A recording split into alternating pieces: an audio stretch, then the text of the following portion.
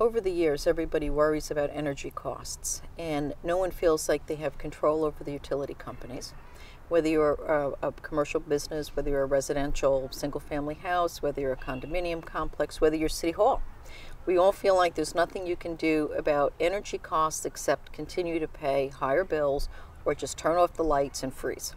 As a local mayor in a village here, with property taxes that were rising, we faced very specific decisions about how we were going to allocate resources. From a municipal point of view, of course, I'm always interested in what it means in terms of the bottom line and saving money for the taxpayers. NWEAC is an entity that was formed out of a mutual need, and mutual need was to address particularly large scope issues around energy and forms of energy that could not be addressed at the local, super local level. What the Northern Westchester Energy Action Consortium offered was the ability for a dozen communities or more to start to brainstorm around first easy solutions and then some of the bigger picture solutions about reducing our energy usage, being able to, in sometimes small ways and maybe big ways, change behavior, have some real clout with utility companies about, we're serious about energy reduction.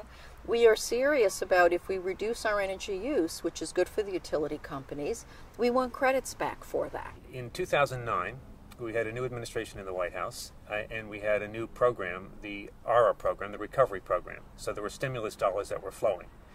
Some stimulus dollars were going to municipalities automatically if that municipality had over 35,000 in population. In entire northern Westchester, only one municipality got automatic money, and all the rest of us were asked to compete for funding, for stimulus funding for energy projects. In the state of New York, that means if every municipality applied, that the Department of Energy in Washington would get 1,600 grant applications to process. However, if 13 or 14 or 15 or 16 municipalities band together, suddenly you've cut that number down by a lot, down to 160 applications instead of 1,600. So from the federal government's point of view and the state government's point of view, it's more efficient to look at municipalities that band together to submit one joint application. Now we're crossing municipal boundaries and saying that common solutions can be found if people work together, and these aren't political issues, they're people issues. I think we all benefit from each other. There's strength in numbers, and we can move forward together, get more funding, get more involvement with our individual communities, and make more of an impact. Albany, the federal government, the county government really take notice when they see municipalities banding together around common concerns, because they become real concerns of people and not political agendas. Today we're in the town of Somers, New York.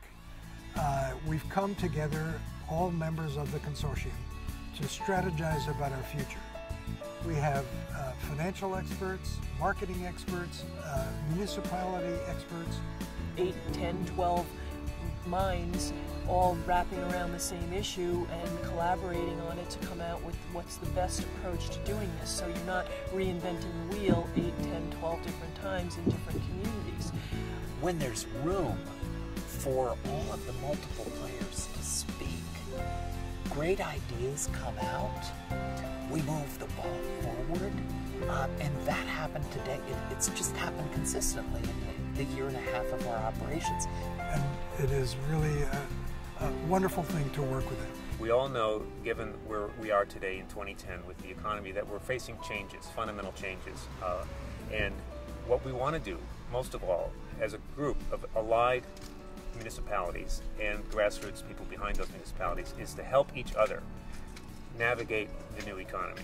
One major goal of the consortium is to use the currently available federal grant dollars to establish specific programs that become self-financing programs, so that after the grant dollars are finished 3 years from now, it does not any longer need federal dollars, but pays for itself as it goes.